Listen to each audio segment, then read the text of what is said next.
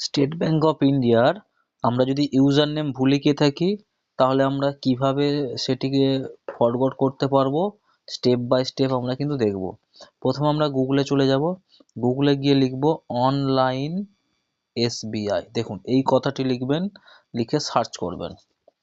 Search বাটনে click হয়ে যাওয়ার পর প্রথমে দেখবেন এসবিআই যে লেখাটি আসছে www.https.online.sbi.com, এই ওয়েবসাইটে গিয়ে এসবিআই যাবেন। পেজ খুলে গেল। এই পেজে আপনার থাকবে পার্সোনাল ব্যাংকিং আর YONO business corporate banking.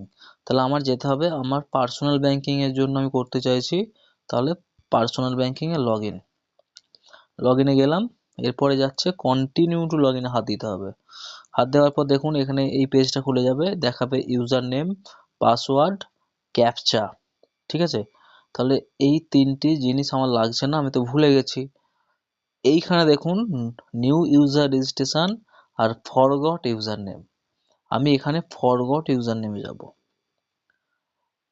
User name ভুলে যাওয়ার জন্য প্রথমে ফরগট ইউজার নেম ক্লিক করব, দেন নেক্সট।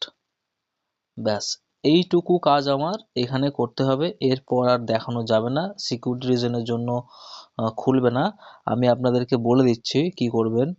এই সিআইএফ নাম্বারের জায়গায় আপনি সিআইএফ নাম্বার লিখবেন, কান্ট্রি নাম্বারের জায়গায় আপনি কান্ট্রি ইন্ডিয়া দেবেন, সিলেক্ট করবেন।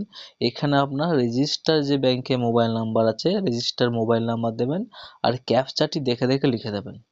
এরপর সাবমিট করবেন। সাবমিট করার পর আপনার মোবাইলে একটু ওটিপি যাবে, ওটিপিটি বসাবেন। ওটিপি বসানোর সঙ্গে সঙ্গে আপনার মোবাইলে ইউজার নেম দিয়ে দেবে এবং আপনার এই স্ক্রিনেতেও কিন্তু ইউজার নেমটি দিয়ে দেবে। এটা হচ্ছে ইউজার নেম খোঁজার প্রসেস।